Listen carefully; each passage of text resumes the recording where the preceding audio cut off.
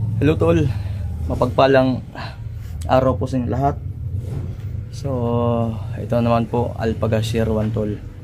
So pasensya na po kayo kung ngayon lang po ako nakapag video gawa ng may inasikaso po ako tol, no, na confidential. At kahapon po ako ay humihingi sa inyo ng pasensya dahil hindi ako nakaabot doon mismo sa location kung saan pinaglaban natin yung karapatan ni Raymart Adventure tol, at about sa kanyang bahay na nilusob mismo ng mga bandido. Ang totoo po tol ay namumuo po talaga at nangingibabaw yung galit ko ngayon dahil sa mga taong katulad po ni Julio. Sa kabila ng lahat ng pinakita nating kabutihang loob, lahat halos umutang na nga tayo para lang makapag-produce, maipakita yung suporta natin sa kanila, no, tulad ni Julio. Nagawa pang mag-traidor. Ewan ko kung ano pa ang kulang, o sadyang napakademonyo talaga ng kanyang isip at puso niya.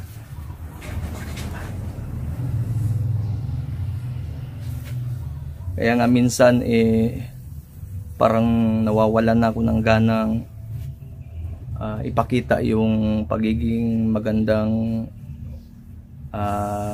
yung makatao ba. Parang minsan nadi-discourage ako sa mga tulad na sa nangyari na ganyan. Kaya paalala ko lang sa inyo na kahit ganun pa man yung nangyari, hindi ako magsasawang mag-try pa rin na magkumbinsi ng mga taong karapat-dapat na tulungan. Napaka-traidor mo, Julio. Lahat ginawa namin, binigay, binihisan ka namin, inaruga ka namin. Hindi man namin na-video yung mga binibigay namin, kusa na lang yun. Pero sa lahat ng ginawa namin lahat para sa iyo, nagawa mo pang ihulog, ituro kung saan nakatira at saan yung bahay ni Raymart. Ito lang masasabi ko sa iyo. Hindi kita bibigyan ng pagkakataon. Pag once na mahuli kita, mahuli ka namin. Pag nasa punto na mainit yung ulo ko, pag hindi ako makapagpigil, pasensyahan tayo. Alam ko, ikaw ang may gawa din dito kagabi sa bahay. Alam mo yung bahay ko, di ba, nakapunta ka dito nung birthday mismo ni Pulahan nung nakaramang buwan. Binabalaan kita. Iwan ko kung saan galing yung order na yan, bakit nyo lulusubin yung mga bahay namin. Binabalaan kita. Ito lang tandaan mo, Julio, lahat ng mga bandido na nanonood ngayon, bago nyo pa masaktan yung pamilya ko, gutay-gutay yung katawan nyo dito. Binabalaan kita. Wag nyong gagalawin ang mga pamilya namin, pamilya ng mga kasamahan ko, lahat ng mga hunter. Binabalaan ko kayo. Dahil kung ito yung gusto nyo, pagbibigyan namin kayo. Nasa karapatan namin to. Nasa tama kami. Alam mo kung bakit? Pinaglaban lang namin. Tinutuwid namin yung mga landas ninyong mga baluktot. Makinig ka, ha, animal ka. Tol, para sa inyo to, tol. Actually kahapon, nagbiyahe ako kahapon, tol. Papunta kina Kuya Bads para magbigay suporta at damayan sa pakikipaglaban. So sadto silang na malapit na sana ako, biglang tumawag yung asawa ko na umuwi daw ako, pabalikin ako dahil may mga taong madalas bumabalik-balik, nagmumotor ba, tapos 3 motor, iba talaga yung punterya. Mabilis yung takbo sa unahan, tapos pag dito sa tapat ng gate ko, biglang maghinay-hinay ba, tapos tingin-tingin dito sa paligid. At ang masaklap pa kahapon, may umikot dito sa likuran. Nakita talaga ng asawa ko, so hindi lang sila lumabas. Kaya sabi ni Burnok sa akin, kuya, wag mo muna kaming iwan dito dahil marami sila at duda. Actually, hindi pa naman pumasok, parang nag-surveillance ba, kumbaga. Kaya kagabi, nagbabantay ako kagabi hanggang alas 9 ng gabi. Dahil pagod din ako kapon dahil sa biyahe, at may pinuntahan pa akong area na lalagyan ng babuyan ng mama ko. At ako din ang magmamanage sana doon. Tapos dumiretso na ako doon kina Kuya Bads, kaya hindi ako nakatuloy. So ako ay humingi sa inyong pasensya. At malaki naman ang tiwala ko doon dahil andun yung magigiting, andun si Kuya Bads, Remark. Siyempre yung utol ko si Ghostbuster 06. Kaya mas nuna ko muna dito, tol, kasi mahirap na walang lalaki dito, tol. Si Burnok lang, walang lakas na si Burnok at hindi pa niya kabisadong. Actually may baril dito, tol, may sniper nga ako dito, pero hindi pa niya kabisado talaga na gamitin. Tinuruan ko siya, pero hindi lahat tinuro ko. Paano na lang kung mag-engage ng putukan at mahirapan mag-change magazine, yung pang mabilisan talaga. Kaya kagabi, habang nagbabantay ako dito, tol, may 4 na motor na pila to balik, unom, no? 6 nagbalik, no? Ha? 7? Atong nagbantay ko dito alas 9, nakatulog biday ko, no? Ikaw ang nakabantay. Grabe ang ingay ng aso dito, tol. Gabi, may gustong tulog ba? Ha? Parang gustong pumasok. Ha? Hindi lang ako ginising ni Burno kasi nga pagod na pagod ako, tol. Tapos yung aso ko kasi, si Alpha, si Sator, pinasok ko ulit sa sa lagayan nila dahil kahapon umuulan dito, tol. Maputik, tol. Kaya nandito yan sa labas kahapon, pinasok ko lang dahil maputik at naglalaro sa tubig. Tapos nakalimutan ko lang ilabas dahil sa sobrang pagod ko at na-stress ako ba. Kinakabahan ako, kaya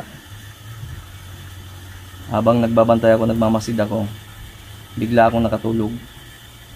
Tapos si Eduardo dumating mga alas 10 na yata yun, no? Alas 11. Kaya sabi ni Burnok. Pero nung pagdating ni Eduardo, ginising ako ni Burnok. Kaya sabi ko, bakit si Commander Eduardo daw, ulahan ba? Andito na, dumating na. Kaya sabi ko, buksan mo ang gate tapos isarado mo lang ulit. Kaya yun, nakatulog na ako. Tapos si Burnok na lang yung dahil, pero narinig ko yung yung sobrang ingay ng aso. Parang gusto ng aso na umatake ba.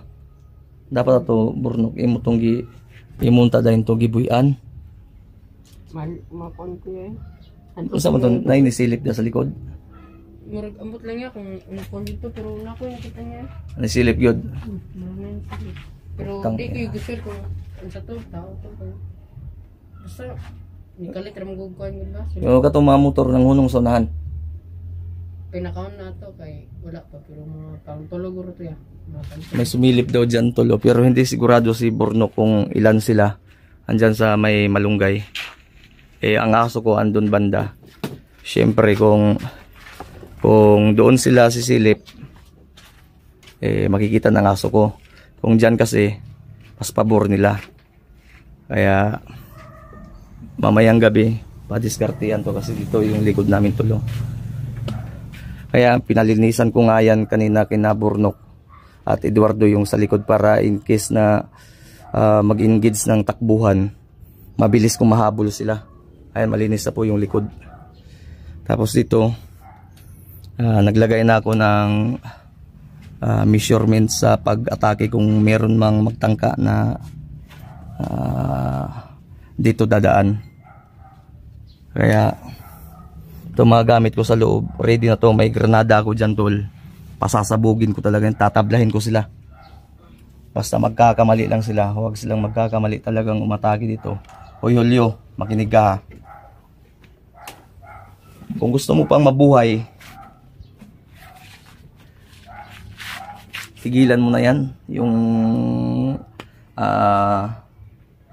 pag ano tawag ito, pagkampi mo dyan o pag utang ina pagsama sa mga bandido na yan. Pero kung yan talaga yung gusto mo, alam ko ikaw ang may pakana ng lahat ng to, kasi ikaw lang sa mga tinulungan namin ang nagtraidor at nakakaalam dito mismo sa bahay ko, maliban lang kina Eduardo at Carding. Tandaan mo to, Julio ha. Yung dalawang mata mo na kulay pula na dahil sa kasamaan mo, sisip-sipin ko yan. Papakain ko yan kay Burnok yung isa. At yung ilong mong parang kamatis na. Subukan mo lang talaga. Subukan mo lang talaga pumasok dito. Di ka magsisisi talaga. Talagang hindi ako papayag na makapasok ka sa mismong bahay. Makakapasok ka man dito sa bakod, pero marami kang pagdadaraanan talaga. Matagbaw, gigagpunit sa imong mga ruska. Bali-balion ko ginay mong gusok ba. Mamaya Burnok. Kani bitaw din isa ha. Kuha atong kawayan sa likod kay maghimo kahagdanan. Wag, di ko na muna sasabihin tol yung gagawin kong plano dito tol. Kasi naka-video, basta binabalaan ko lang kayo. Karapatan ko to karapatan kong mag-warning sa inyo. Dahil kung itutuloy nyo yung mga balak nyo, may pasorbi-sorbi pa kayo, pasasabugin ko yung mga motor nyo. Tingnan nyo. Pag ako naghinala talaga, papahul ko kayo dito mismo sa dyan sa kalsada. Okay, magkakamali. Dahil nako, iwan ko lang. Julio, binigay namin sa iyo lahat. Halos nagkautang-utang na nga kami para makasuporta lang sa iyo. May pakita lang namin na bilang tapat na kaibigan, lahat ginawa namin.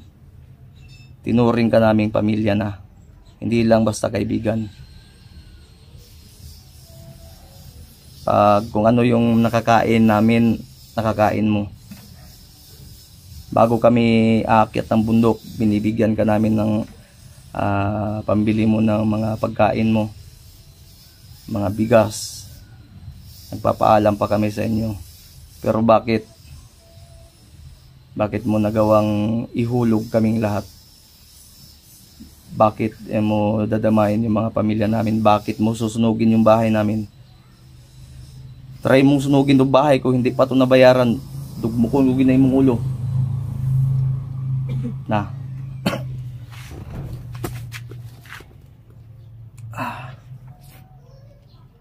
Binabalaan ko kayo talaga.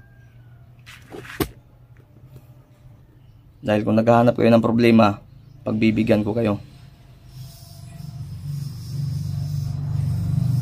Hindi ako bobo para hindi kita mahuli. Hindi nga lang ako nag-upload ng mga video tol, dahil may sikreto akong ginagawa. Aktual akong kumikilos ako na walang video. At paraan din na po namin yan ni Kuya Bads. Tandaan nyo yan. Kaya kung welcome naman kayo dito. Kung gusto nyo bumalik mamaya, bubuksan ko yung gate dyan. Diretso, para diretso pasok na kayo. Wag na kayong akyat-akyat sa pader. Bubuksan ko na diretso yung gate. Buksan mo lang yung gate mamaya. Purnok. Para hindi na sila mahirapang dumaan. Pasok kayo.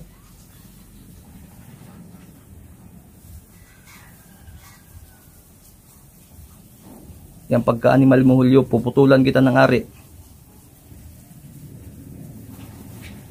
Talagang na. Iwan ko lang. Nanggigigil ako sa'yo eh. Pasensya na kayo tol ha. Lumalabas yung pagiging matapang natin pag may ganitong mga senaryo kasi. Nagiging hambog tayo sa paningin ng iba. Pero di nila alam na kaya tayo nagiging ganito dahil sa may mga taong mga demonyo. Tinulungan mo na nga. Nagawa pang ihulog. Iwan ko kung anong kulang. Dahil ba sa pera? Pinupiran ka ba ni Bagtik o Kilaw? Huwag mong ipagbili yung prinsipyo mo. Huwag mong dungisan yung pagkatao mo. Ang pera na uubos yan. Pero ang totoong kaibigan na bilang tinuturing kang pamilya ay panghabang buhay yan. Huwag kang magpasilaw sa pera. Panandalian lang yan. Huwag mong isugal yung mga taong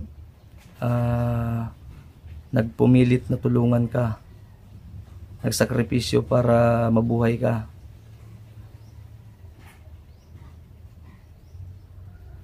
I-share nyo po ito tol pang makaabot to sa kanila para mapanood to nila.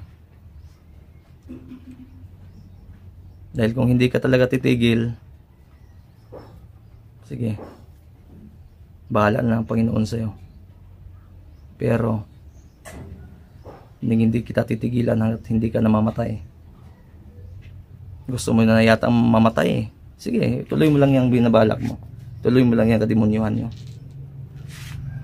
Mag-isip-isip ka habang hindi pa pumutok yung galit. May panahon pa, Julio.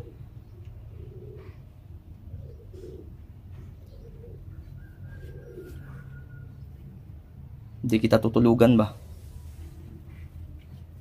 Mamatay ka, animikon ka sa kuha. Nakita namin sa iyo yung kagandahan ng sapatag, yung malaya. Bumalik ka na naman sa kademonyuhan mo.